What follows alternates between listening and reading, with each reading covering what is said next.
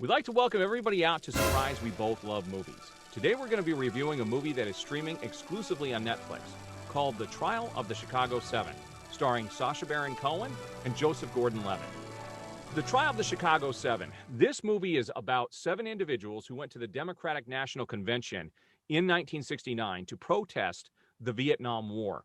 And things get a little crazy while they're there, and 7 of these individuals do end up on trial for what happened during that whole event. And it took place over a couple of days, but the trial took place over a very long period of time. I think it was about 6 months.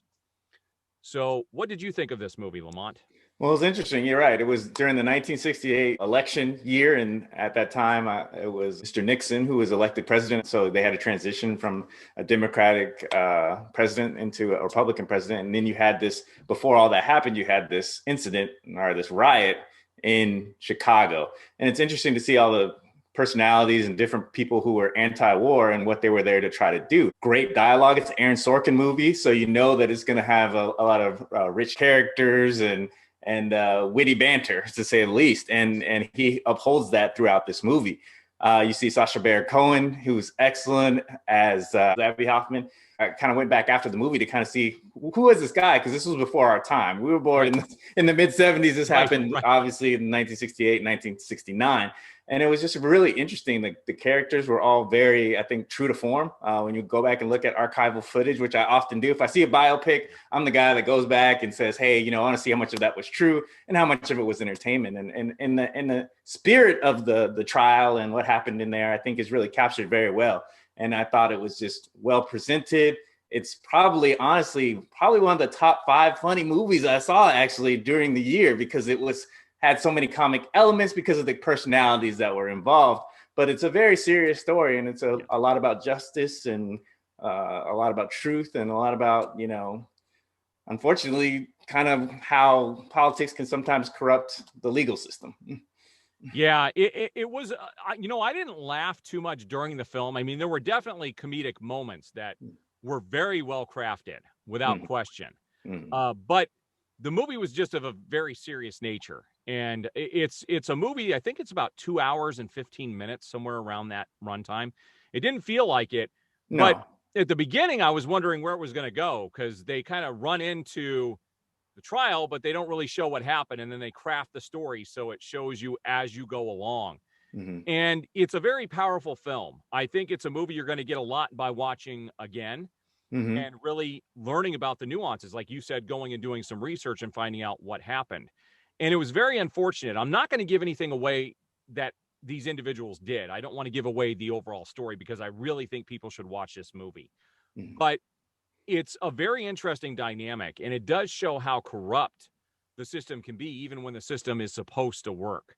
I've seen it firsthand in our personal lives here at home when one of our daughters was assaulted at school. And you find out how the system is stacked against the victims, and it's basically helping the perpetrators. And it was an eye-opening situation that we went through, and this movie backs that up. I mean, there is a system of corruption that goes throughout the legal system, and people don't realize that it's actually there. And this movie did, I think, a fantastic job of bringing that to the surface.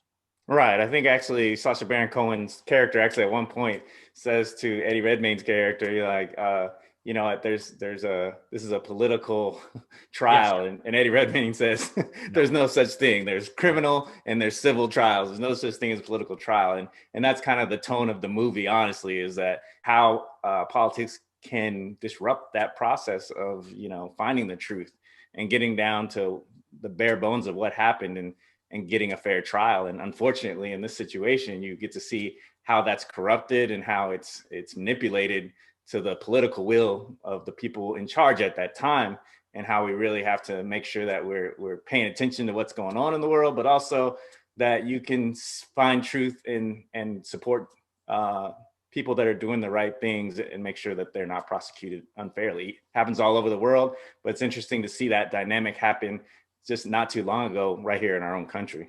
Very powerful film. Now, I want to talk about my rating on this movie. And what I will tell people about the ending, and I'm not going to spoil the ending, but the very last scene is extremely powerful. I don't think I've seen a more powerful ending to a film in the last several years. Like, it had a very impactful ending of the film. I want to talk about the ratings. As a movie, I'd probably give it a 6. Wow. It's not something I'd casually sit back and say, yeah, I want to delve myself back into this movie. It's interesting, it's good, and it's entertaining. As a film, I'd give it a 9. I think it's got a lot of rewatchability. It is history. It's not fake. It actually happened. And it does make you want to go out and do research and find out what happened. So I think there's a lot to be gained from the film after the fact. As a casual sit down and, hey, I want to watch this because it's a fun movie, and I give it, like I said, a 6. But the other one, I would definitely give it a 9 for the film aspect of it. What would you give it?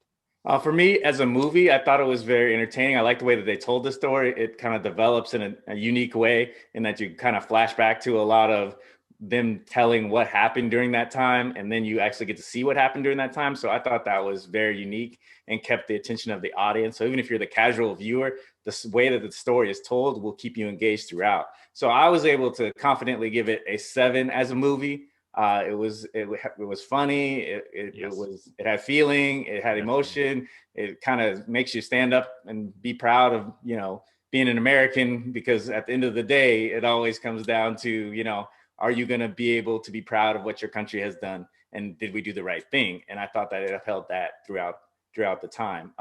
As a film, I gave it an 8. It would be something that I would show to my kids and say, hey, look, you have to pay attention, because sometimes, the political will can upset the justice system and create, unfortunate prosecutions where people are persecuted for things they didn't do. And I could watch it again and definitely pick out things that I missed the first time, because there's a lot going on. It's, it happens in the 60s. You're trying to keep track of several different characters who you're probably not familiar with. They're not household names, but you probably should know a little bit more about what they were trying to do and their intent during that time. So for me, it was a 7 as a movie and an 8 as a film. Yeah, we're pretty close on that. So we are. Thank you for watching our review of The Trial of the Chicago 7, exclusively streaming on Netflix. I'm Aaron Fisher. I'm Lamont Lovejoy. See you guys next time.